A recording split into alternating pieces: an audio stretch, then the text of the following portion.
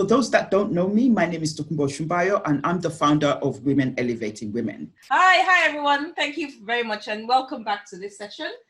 We had a really fantastic session this morning, listening to Tokunbo and having the discussions that we had as well. So I'm really looking forward to it. All right, welcome. Thank you very much. So over to you.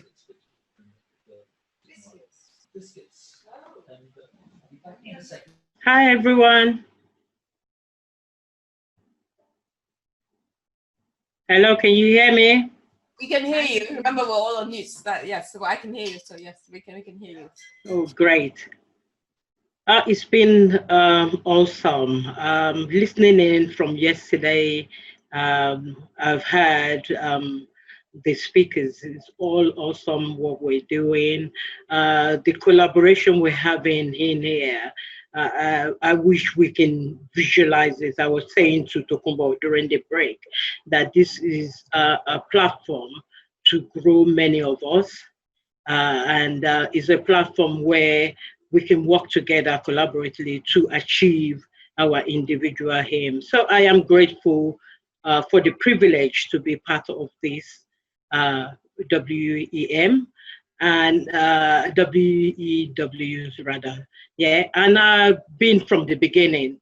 Apart from Tokunbo being a close friend, I believe in her vision, I believe in what she's doing, and I believe that many women will be transformed and many businesses will take heights from what we're doing here. So I'm really, really passionate about what I see happening in our midst here. Okay, my name is Lydia Akinwunmi.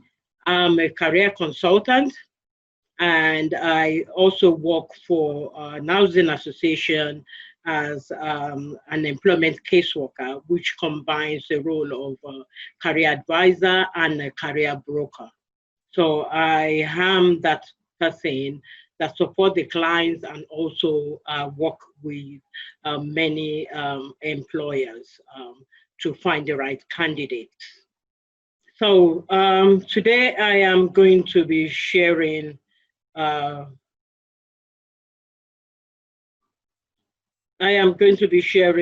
my topic, which is how to leverage your career capital in an unprecedented times. So, well, we are all in a time where we know that none of us have seen this time before. I'm not going to be reiterating what people have said about this time, but I am going to mention one or two things about it, which is to say that I think COVID-19 is a paradox in the sense that it combines some contradictory features and some qualities. So this period, we have all experienced what's happening in one way or the other. I would want to say that those who have lost one, we take this time to pray for them that the Lord would comfort them in the situation they found themselves. Then the rest of us, this has done something in our life. It's either getting us into growth, that's if we see it as an opportunity to move in whatever we do, or leave some people behind. And that is the truth that we all need to face at some point. Bear with me, I'm just trying to get my, to show my slide here. One of my learning curves is that I am still working on how to use these properly.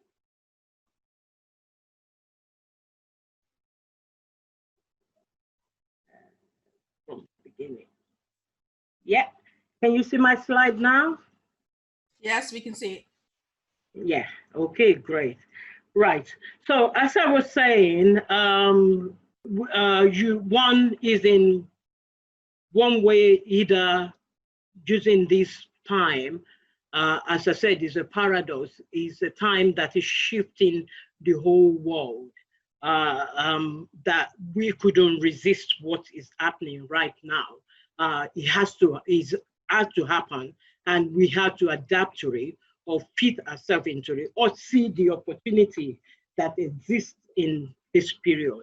And that is why I felt that it's a time to talk about how people can leverage their career capital in this unprecedented time. When we talk about careers, I know there are lots of women on the platform. There are some running their businesses. There are some that has combined their businesses with consultancy, with a job. And this is for us all, really. And I really love what Tayo said. It's awesome when she described the things that she does right now. And that is really where I am coming from today, that there are people who have started their own businesses. They're doing whatever they need to do, but the business is not growing to the level where they have enough income to sustain their expenses or for them to actually continue to grow in that businesses, because I'm sure you would all agree with me that to grow your business require a consistent practice.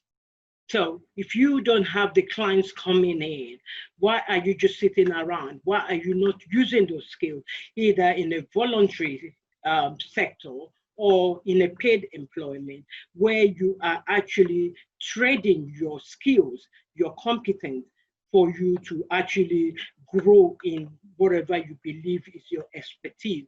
So I strongly don't believe in somebody saying they're running their own business, they only have 2 or 3 clients in a year, and they're just waiting and saying, oh, I'm doing everything, I'm waiting for my business to grow. Use those expertise out there. Capture the opportunity out there. You will use it to build your profile. You will use it to build your business, because the examples or the evidence of what you've done in the community, in volunteering, in a paid job, you can actually leverage all those things in your business later. So I strongly would say to any woman who is in business and you are only getting 2 or 3 clients in a year, look at how you could actually improve on your skills by being a practitioner, practicing what you actually do, either through paid employment part-time or through volunteering. Okay, let's carry on. When we talk about career capital, what exactly do we mean by that? There are skills that you have that are both rare and that are valuable, which can be traded as the leverage in defining your career. So you can trade it in any way you want. But to actually sit around and saying, I'm waiting for my business to grow, I think there is more need out there for the expertise that women in business have, either to be a mentor in an organization or to do some consultancy work or to go into voluntary or paid work. You can leverage your career capital. What do we've talked about career capital being your skills. Yes, they are the skills that we all have. We've built up the skills in our years of trading in whatever we do in our industry.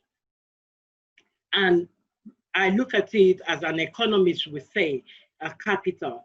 Capital is what exactly have you got in it? Have you looked at what you have in your capacity as the expertise you are in your trade? What exactly have you got to trade? What can you offer anyone that comes to you? Do you understand what those things are? Relating it to the employment or the labor market, I would say when they talk about career capital, they're talking about the skills you've built, the connections you've had, the portfolio you have to offer somebody, the added value you have to offer anyone.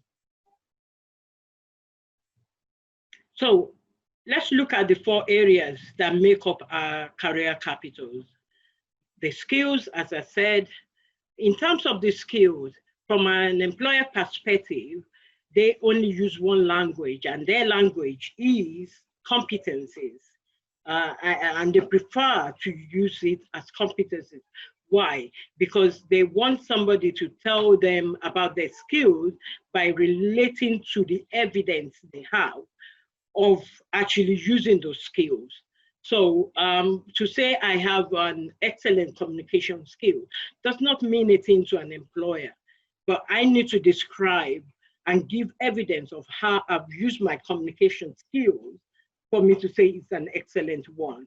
So their language is how have you increased profit? How have you reduced costs? So in knowing what your career capital is, you need to ask yourself those questions. How can I sell more? Or how have I sold more? If I want to work in a retail organization, the ultimate for any retail or for any organization is to sell more. So they want to know how you've done it. And when we talk about gaining experience or having evidence of how we've done this thing, it doesn't only relate to, the things you've done in your employment or the things you've done in your business. It can be other things like your volunteering. It can be other projects you've done even when you were at college, maybe a case study you did where you did a research and you came up with a report. So you could build your skills in that manner. Employers want to know how you've enhanced customers' satisfaction, how you've solved problems, how you've improved efficiency, how you've raised the quality of whatever it is you do. So how do you make an impact in that workplace? What are you doing to add value to the job that that employer wants you to do? So the next one, I said connection. In order to build your career capital, you need to really work on your connection. And I think a lot of speakers on the platform are spoken about connection in one way or the other. Relating to business, they've talked about it, which is what we call networking. It's still the same thing. Who are you connected to? Who knows you? Who knows your expertise? I'm going to give myself as an example. I've been headhunted through LinkedIn several times before, and that's because I've put what I know to do out there for people to see. So who are you connected to within your industry? It's very, very important that we associate with people who are going in the same direction as what we are trying to achieve. And that's what builds our connection. So as part of your career capital, your connection is very, very vital. Are you part of an association within your industry? Do you participate in what happened in your industry, like conferences? Like today, I am in this conference. So again, I'm building my speaking engagement, my speaking skills, I'm building that up. And by doing this, I am actually growing in what I know to do. Portfolio. Our portfolio too is very, very important for our career capital. What have you got in your portfolio? And it is until we're able to articulate everything I've talked about. Because sometimes we say to ourselves, oh, I have that skill, I have that skill. If you don't really take an inventory, if you don't take an inventory of what you have, what you've done, how you've achieved those things, those accomplishments you've had, those achievements you've gained, projects you've been involved in, if you don't take stock of those things, you can easily lose them. And you need to trade those things. And that is why we talk about building a career capital. So in your portfolio would be qualifications you've had within that field. It will be an apprenticeship you've done, an internship you've done, a graduate scheme you've gone through, a case study you've done, an achievement you've achieved, a project you've got involved in the past that you've been acknowledged for. You've been complimented for about what you've done, your work in it. Let's keep a stock of all these things. Let's make sure we have all these things in our portfolio, because that is what we're going to trade to leverage ourselves in this time. I mean, we can all see that this time we're in, I was reading a statistic that says 8,000 people have lost their jobs. So 8,000 people are out of work now. So they're going to be in anxiety. They're going to think of what's going to happen. And the pandemic has also made it clear to us that many employers are going to change the way they actually recruit people. Many employers are going to be looking for different expectations from the people they employ. Many employers are going to change the way we work. So you need something that you can trade. You need your career capital to be able to compete and get into roles that you want in this time we're in. Many employers are changing their strategy of how they work. As I said, I'm an employment caseworker, and I've got so many people on my caseload, but how do I make my intervention with them now? I have to learn how to use Zoom. I'm not very good at it yet, but I am learning every day, and I'm learning by my mistakes, and I'm growing that skill. That skill will now become part of my portfolio. And using other platforms as well. So employers are looking at how to remain in business. So why are we employees or people who could actually offer their skills in the workplace or or whatever expertise they have, why are we not looking at what we have and how we can offer it? So the last thing I've got on here, which makes out your career capital, is your cash cushion. Well, no matter what we say, we do say that when you do anything in your career or in your business, it shouldn't be about money. But we know money has a role to play. So when you are thinking of career capital, you need to actually take an evaluation. How am I doing here? Taking a stock of where you are with your cash flow. Taking a stock of, oh, where was I last year? Am I still in the same place? What has kept me in the same place? Career cushion is where you get to a place where you are able to actually say, oh, I have 15 to 20% of my income as saving. After taking out my expense and my treat, I still have that kind of money. So ultimately, building a career capital should be about that. The focus should be about getting to where you can say, oh, I have 15 to 20% of my income going into my savings. If you can do more, even greater. And I would say that in the industry I'm in, I've been in this industry for 10 years, and I've been taking the stock of where I am.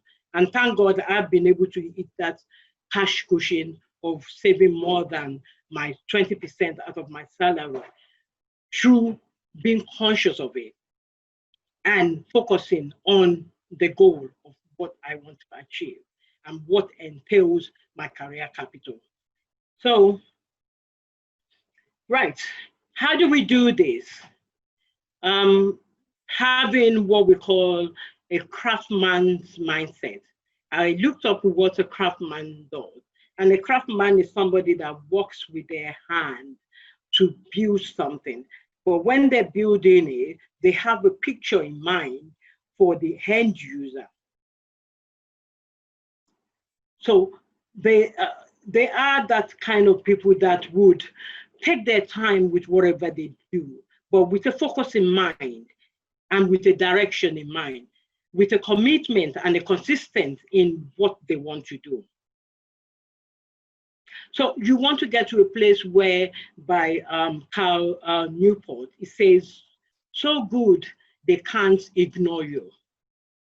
You need to be so good at what you do that the industry cannot ignore your presence.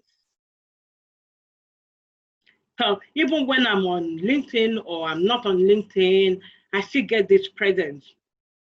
I do advisory on LinkedIn. I still get this presence that, then I'm thinking, oh, how do they know about me? You are there. And the more people know you about and know what you do, the more presence you get, the more customers you get. Oh, becoming an apprenticeship might be a way. Learn the basics, become a journeyman, be on a journey that you know where you're going and you are building it. Add your own style to it, because that's what makes you unique.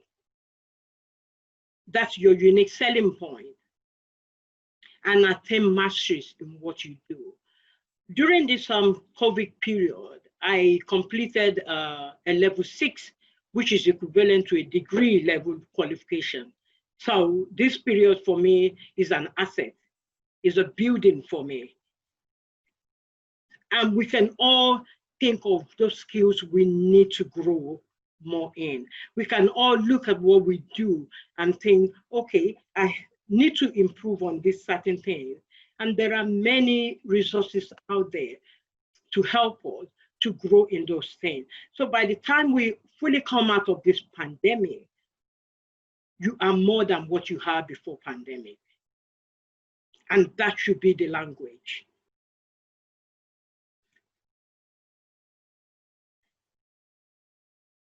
So moving on from that, or if I could just add in something to when I said a craftsman mindset there was something I wanted to mention. A craftsman mindset is towards what they're doing, towards what they're building, and all the expertise, the creativity, sleepless nights, burning the night candle, we go into crafting that thing. So in our business, in our career, you should be more about what can I offer the world? What can I offer my community? What can I offer people to move them forward, to transform their lives, to change the way things are with them, rather than from a mindset or passion mindset, this is what I like doing. This is what I love to do. I love to just work for myself. But in trying to work for yourself, you are still building that business. Use those expertise, use those skills. You will see that I'm coming back to that statement of using your expertise, either in a voluntary sector, either working part-time, either picking up consultancy type role. There are many platforms out there that wants people to work on a flexible basis. Do that to build your portfolio. So, right. In terms of building your career capital and leveraging it, you need to know what's really valuable in your field. What are the values that are required in that field you are in now? Especially with this pandemic, what has changed? Every industry had to look again at what they do and how they present that to the world. So we need to look at that as well. To know what really valuable to our field of work. What direction do we foresee our industry moving towards in this time we're in? What are the competencies that will be required to get them to where they want to get to? So these employers are sitting down, re-strategizing how their businesses are run and thinking of the competencies that they would need to move their businesses forward. So we as people with skills, with expertise, with competencies, should really be sitting down as well and saying, have I built enough career capital to leverage this opportunity? There is so much opportunity in this time. I mean, in the past, you hear people, well, I've heard people say this, that during an unprecedented time, there are people that make a lot of money. There are people that become very successful. There are people that whatever they do has moved them into a different level, to their next level. You hear all these things, and then you think, okay, how do I leverage this? How do I bring myself into the presence of what is going on? The other day, I was kind of meditating on things and thinking through things happening in pandemic time. And I was thinking of the mask we were being asked to use right now. And I was thinking, the person that created the mask, the people that created the mask, when they created it, they were thinking, okay, hospitals will use it. Those who were able to make it big in hospitals probably was able to get themselves a successful business, making them millions. But those who are small players in that industry will probably say, oh, I can live on this comfortably, pay my bills, and have a little bit of street here and there, but they're just living above the waters per se. But look at what this pandemic has done. Look at what he has brought into their business. So whether you're a small player in that business, you're now a big player because everybody is buying the mask. A lot of people are using the mask now. So we can see how opportunity can kind of present itself. And it's about how ready are you? What have you built in your career capital to leverage that opportunity when it comes around? So it's really, really something that we all need to look at this point in time. I am so grateful for this time. As I said earlier, we fall into different places in this pandemic, but for me, it is a plus. It is an addition, an added value into my career, into what I do. It's allowed me to see things from a different perspective. It's motivated me to move and see that this is a time for me to leverage. This is a time, an opportunity for me. This might never happen again. We pray it doesn't happen again. So it's an opportunity for us to actually seize and make good use of it. Right. Another way to actually bring us to that place of leveraging our career capital is to always stretch ourselves. I think everything I've said so far has highlighted the fact that we need to stretch ourselves. We need to stretch ourselves. We have the capacity to do much more than what we think we can do. And only practicing and practicing and practicing gets us to perfection. It's when you commit to that thing you know to do. It's a seed. If you leave it as a seed, it remains a seed. But if you plant it and continue to water it, one day it will shoot out and begin to grow and begin to have branches. Each and every one of us that run businesses in career and whatever we do, let's not undermine what we do. Let's not undermine what we do and the capacity of growth in what we do. It's so huge. I tell Tokumbo many, many times, and I've been saying this, this is the 5th year of our doing this program and doing women, elevating women. And I keep saying to her from the beginning, I said, I can see a vision of where this is going. I can see the hugeness of it. And I said that for each and every one of us. If we work collaboratively, if we keep our focus on what we need to do, and we continue to grow in our knowledge, in our expertise, and make sure that we are in line, we align with what is going on in our industry, because it's very, very important. So what can I do to develop myself is the question we ought to be asking ourselves. How can I get better at what I do? How can I be one of the top players in my field? Because if you're a top player, people will find you. People will find you if you're a top player. You'll be amazed at people who will say, oh, this person, oh, this is who you need. I once had a proposition on LinkedIn because I was part of a forum. And all I was doing at the time is just contributing to the forum and saying what I know and what I do as part of my own private business. I'm a founder of Desire to Work, which is an organization that supports midlife women from 40 to 50s upwards to be the best at what they do, to present themselves in the labor market, to compete with what is required in the labor market and meeting that expectation. And that is really, really taking people, changing their orientation about what they have to offer and how they can present that.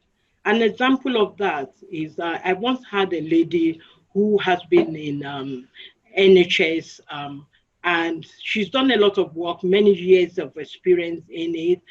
She's now retired and she's thinking, what can I do with that? I don't want to work for NHS anymore and blah, blah. And I was sitting with her and we were taking a stock of what she's done, doing the assessment and all that. And I said to her, have you thought of actually being an assessor as a private consultant in this industry? You have wealth of experience, you have wealth of knowledge in the field. Have you thought of doing that, being a trainer and assessor? And she sat there literally looking at me as if she's never had such a thing before. But it opened her up to how she can use the skills and expertise she has. Something she's not thought of before was opened up to her. She said, wow, I can do that. And we explored that. She took a qualification in that, and now she's trading in as an assessor. She's retired. Where she felt, I came to you because I'm looking for something to bring me a little bit of money to pay the bills. She's now gone into a different dimension of using the same skills and expertise she's developed when she was working for the NHS. So once you know what kind of expertise you need, go after it. That's my talk to you today. That's what I'm saying to each one of us. To continue to build ourselves. Right, another big area that I think would actually enable somebody to actually build their career capital and be able to leverage it is not to work in isolation. Many of us do that. We work in isolation, we're in this business alone, we're in our career alone, nobody knows who we are, and you cannot do it alone. Get help. The speakers that have spoken so far have actually shared with us their expertise, what they're good at.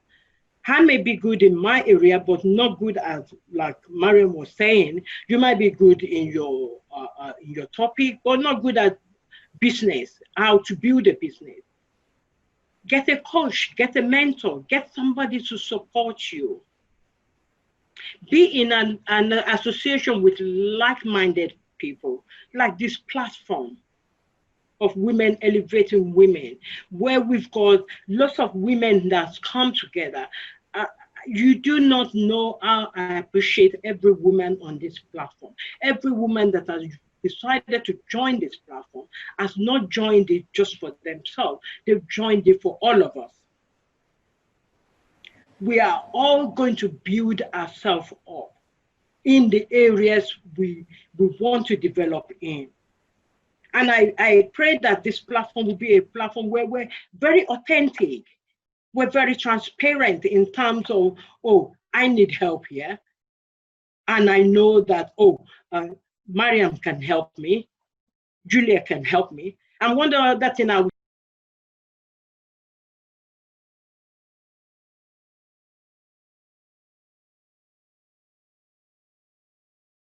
You've muted yourself. Hello, can you hear me now? Yeah, sorry. Oh, so sorry, I went mute there. Okay, I don't know what yes, I was saying that every woman on this platform should have that mind that I have not come to this platform to come and make thousands of money by selling my product or selling what I can do. Come in here saying to yourself that I want to help other women on this platform. Together, we want to grow together. So if my package is £5,000, I am not charging each person on here £5,000 because we are not there yet. I mean, Tokumbo might not say this, but I want to say that. Let's be a mentor to each other. Let's together grow to where we want to get to. Yes, I know you want to make money, and I'm not asking anybody to do any free stuff. We still pay for it. But sometimes when we actually help others, we're helping ourselves. So get a mentor, have a coach.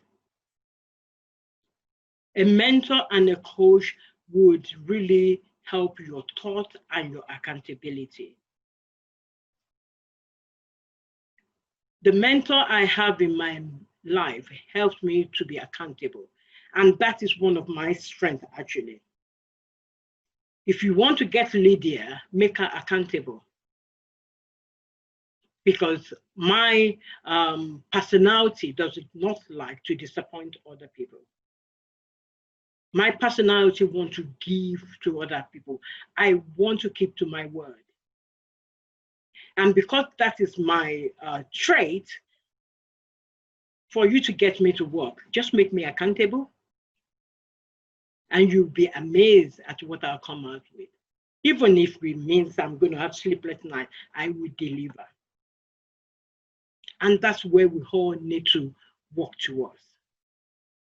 I want people to actually say something on the chat right now. Am I making sense with what have I said that you want to, you think you want to hold on to right now, or you think, oh, this is something I want to work with. I want somebody to talk to me. I don't just want to be the one talking. Let's have some comments in our chat right now. And if I am trying to.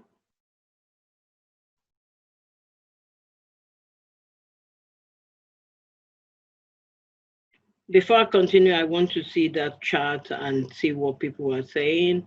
Bear with me. As I said in the beginning, I'm still learning this. Where do I go for the chart? Just hover. Yes, I've got some charts here. Yes, somebody's saying, Morenica says, I agree with you, uplifting and being accountable. It resonates with me. That's great. Debbie said, definitely, I love this. Same here, I always work better when I'm held accountable. Yes, absolutely making sense. Great. That's great. That's great to hear that. Right, so moving on in with my slide. Go back to sharing slide. New slide. Oops.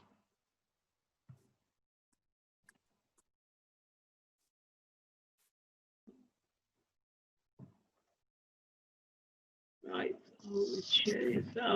Right. As I said, having a mentor in your life would help with accountability. it will also enable one to have a proper career planning and to work out what your next move is. Your mentor might not even be within your trade, but they can look into what you're doing and give you some thoughts about it. You want somebody who has a track record. You want somebody who has achieved something in the area you're looking at. So when you're choosing your mentor, you are choosing them with a plan in mind, knowing what you want to get out of that session. A platform like this is a good one. And you can also have a mentor out there. Within my career sector, I have a mentor. Within my public speaking, I have a mentor, even though I've not got in touch with her for some time, but I do have somebody there. So we should have mentors, we should have coaches, we should have people who can help us to move to that next level. We should keep our goals in mind. What is your goal? Where do you want to get to? If you're in a career, what heights are you thinking of going to? How do you present yourself right now in the career you're in? How do you put yourself forward for things? Because sometimes to develop our skills, we need to just come out of our comfort zone. We need to stretch ourselves. We need to put ourselves in that place where we are developing those skills. Any skills we have has been developed over time. And until you actually step out to use those skills or to put yourself in that place, then you're not growing. So we need to think in that. We need to create that mission and value alignment with what we do. I won't go into what other people have said about the marketing, about aligning what you do on one marketing with the other. I have gained a lot from the speakers that have spoken so far, and I can see the places where I need to improve on. And the whole essence of this conference is for us to go back and do that evaluation, is to look at that again and see where we can improve ourselves. So that's me today. As I said, I'm Lydia Akinwunmi. I support women. I support anyone. Actually, my business is not specifically to just women. That is the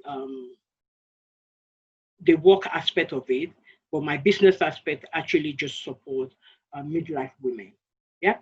Okay. Any question for me or anything you want me to expand shade on? Thank you for listening. Oh, thank you very much, Lydia. So we're still sharing your screen.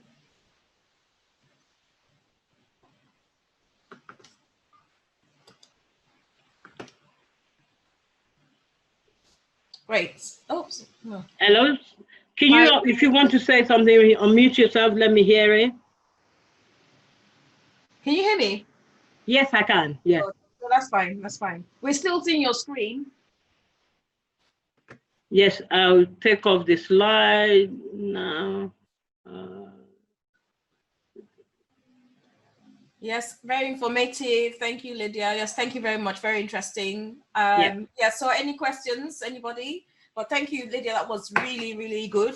For me, like a lot of takeaways. So I can see a theme here, and the theme is actually, lifting each other and bringing each other up. And it's something that came across to me as well today is, the difference between managers and leaders. A manager manages people, right? While leaders actually empower people to become leaders themselves. So today I see it as a leadership thing as well, where we're actually empowering women to become leaders so we can go out there and empower other women as well to actually do what it is that they need to progress. I thought there was a lot of value in what you said in terms of knowing your value and knowing how you're different and bringing your value, which is also a theme that we've had in this, and being of service to other people.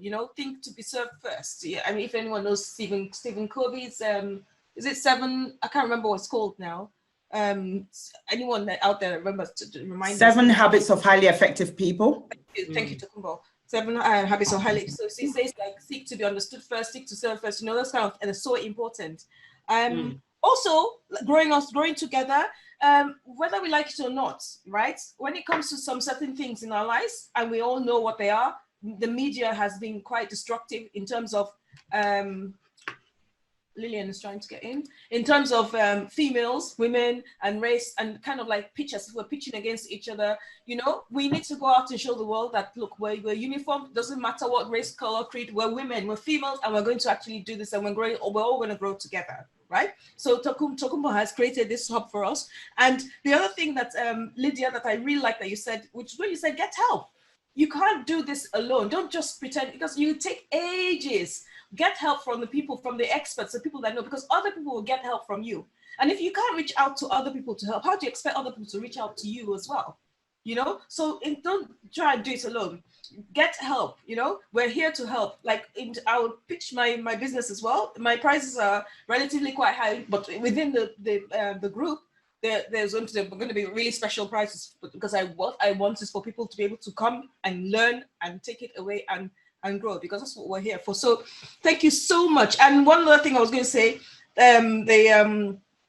when you mentioned it's basically the power of association, what they say, we're the average of the 5 closest people to us. So who we associate with is very important.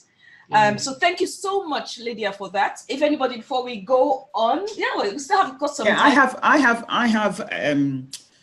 I could put it as a question more, because myself and Lydia, we work in the same industry. Actually, I'm going to own up. Lydia, brought me into the industry when I wanted to go back into the workplace. Because I came back to the UK. My first plan was to set up my business. That's why I say I thank God for Christianity, because I jumped into it thinking that I was, just like business in Nigeria. But I did stay at home for about 7 years, running my own thing, doing my own stuff. And even though I'm trying to build up my business, it just wasn't working out the way I thought it had in Nigeria. And so I remember reaching out to Lydia, and I said to her, I need to go back into the workplace, but I haven't worked, for a long time. She said, what do you mean? Do you know how much you've done? And she sat with me and helped me put my CV together. And I got into that industry, the careers advice industry. And from there, I've got into employment advice industry. And I've got lots and lots of information and support from Lydia. She really knows her stuff. I think that's Paul, Debbie. But anyway, but what I want to say to Lydia is, we've seen a lot of women that we help that have been out of work for a long time, and they are looking to get back into the workplace. And I'm also talking about business women who've been out of the workplace. Their business, we all had that big dream of, yes, once I start out in business, it's just going to all work out. And now a lot of them are looking that, I have no choice but to go back into the workplace. But they've been out of work for a very long time and don't know where to start. So what would you say? Right. We gain a lot of experience and skills as we go along in life. And people always think the only experience I can sell to an employer is the experience I've gained in the workplace. No, it can be things you've been doing voluntarily in your family. It's just about how you present that to an employer. That's what we call the transferable skills. How do you sell your transferable skills? By actually looking at what you've done in the past and seeing how you can leverage that to build a good CV of yourself. You've answered that question, Tokumbo, yourself. You were in that place, and we looked at what you've done. We pulled out, we were able to identify what competencies you've got, and you were able to use that at your interview and with your CV, and that was what got you back into work. So the problem people have with gap in employment is that they don't understand that they can sell their transferable skills. Your transferable skills is what you sell, and it's about how you present that to an employer. An employer that wants somebody who is a problem solver, and you've solved so many problems in your lifestyle, sell that, because it's the same problem solving technique. Somebody who wants to know how to maybe the skill is they want somebody who knows how to sell more. You've sold things to family, you've sold things in every way, then sell that to the employer. Tell them how many years you've done that with evidence, because what they're ultimately looking for is not where you've done it, but how and how you present that and the evidence you have. John Roy once said that it's not, employers don't pay you for the hour, they pay you for the value you bring in that hour. So what are your values? And it's really articulating what that is. And that's the answer to it. Perfect. Thank you. Thank you. And yes, and that's very true. I just want to add something there, especially with a lot of people that we see in our industry. And I say to people, don't just, to a lot of ladies, don't just sit at home. Just like Lydia said, volunteer, because you can put that on your CV. You would not see on anyone's CV where they're going to put on their CV, this is how much I'm earning per year. People normally don't put it, except it's very high executives, but the general people, what they want to know is, I've done this. So even if you're volunteering 1 day a week and you do that for months, you can actually put it and say, I volunteered at so place in 2020. Very rarely are people going to ask you, how many days a week did you do it? You've been able, and it closes the gap on the CV. So I just wanted to add that to everyone who is setting up their business, who's running their business, are thinking that I'm not earning enough for my business and I don't think I can go back into the workplace. Here in the UK, most especially, there are opportunities for you to do 1 day a week, 2 days a week, get into it. And the reason why I'm also saying get into it, like, for us that, and I'm going to throw this in here, for us that are Christians, it's much easier for us to hear God say, go and take that job, because that's the skill that you need. And that's what happened with me, in the sense that when I got into the workplace, the skills that I struggled with in my personal life was what I was able to learn strategies and ways to overcome it. And that was me getting back into the workplace, even though I did not connect any of that to me first going back into work. But when I got into the workplace, I started to see, oh, these are the things that I needed to have learned, because he has seen all these things ahead of my life long before and has tailored me in that direction. And that's just my own personal belief. Dami is in our picture. Sure enough. Everyone, can you see Dami's head in the background? Anyway, but yeah. he was desperate to use the microwave. He needed to do that, didn't he? Lydia's in my kitchen. Everyone, she's been exposed. Not everybody know I'm in talking about kitchen. I'm in the living room. To figure out that how is Tokumbo's child in Lydia's kitchen? I'm like, okay, that's interesting. That's very clever. Now you know. Clever. Now you know. Now we've been exposed by Damilola. Anyway, that means giving it away, hasn't he? No, all of you know him, but I will hand back to Marianne. I'm not the host. I think Caris had something that she wanted to add as well. Yeah. Yes, thank you. It's just about that point around you having the relevant skills. There's some research, I don't have time to dig it out, but the role women play in the homes was evaluated. And of course, it would run to something like billions or whatever. And the truth is, every day we're expressing these skills. We have to manage a budget, we have to plan, we have to manage people, and there's so much you have from your personal life that you can use to illustrate your potential. Because remember, people want your potential as well. They don't just want the old-fashioned you. They want a growing you. They want a person who can grow into a role, a person who can move as they're moving. Because remember, the organizations you're joining, they're not going to remain remain static. We're all going to have to grow into the future. And finally, an example from my friend. She went for a job interview, has never managed people. She's a scientist, so all they think about is science. And when she got to an interview for a job where she was asked about management skills, what she could fall back on was her voluntary role within church. Somebody who manages ushers in a church that sees thousands of people coming through it every day, being an usher sub leader at Wembley Arena. Of course, you need management skills for that. And that's what, nailed it for her, and she got the job. Perfect.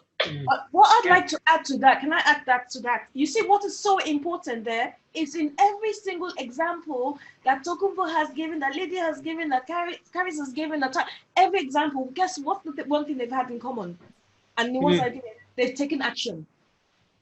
Because if you remain, nothing's going to happen. There's no amount of prayer, no amount of miracles. You need to take action. You need to there's no motion without no action without motion. So if that scientist did not, first of all, put herself forward and actually say, then nobody would have known. So we need to be bold and we need to take action. We need to not be timid and listen to the narrative that we've been told that goes on in our heads. Can I add one thing very quickly? Because a lot of us, especially where we come from, a lot of us believe in God, and we've discussed this so many times. Myself, Lydia, Marianne, we've all discussed these things. Is a lot of times I'm going to own up. This is a really secure group. Is we were taught back in the day that all you needed to do was pray and God will sort your life out. And for many years, a lot of us did that.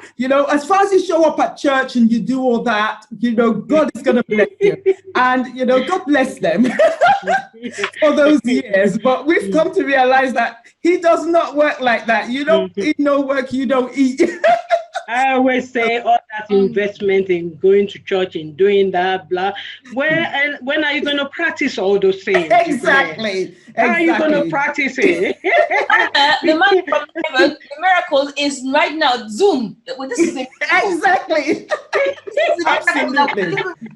The fact that we can actually use lighting and every miracle. They don't need to clap. Exactly. He has answered our prayers, and He's given. Exactly. So, So you hear people go that, God is going to make a way. Well, He has made a way a long time ago. So you to get now in the way because He's cleared the way for you. What are you going to do? So it's like the farmer that goes to the farm with his seed, then, finds a lovely tree, maybe the one that John Newton used, and sits under it with his seed and falls asleep, probably used the seed for his pillow, and then comes back for harvest a year later and expects the harvest to be there. It doesn't work that way. But our eyes are opening now. And I think, the Christianity that it should be, that is not making people not want to serve God, gets out of the way. So there's no place for the lazy person, and that's just my little addition.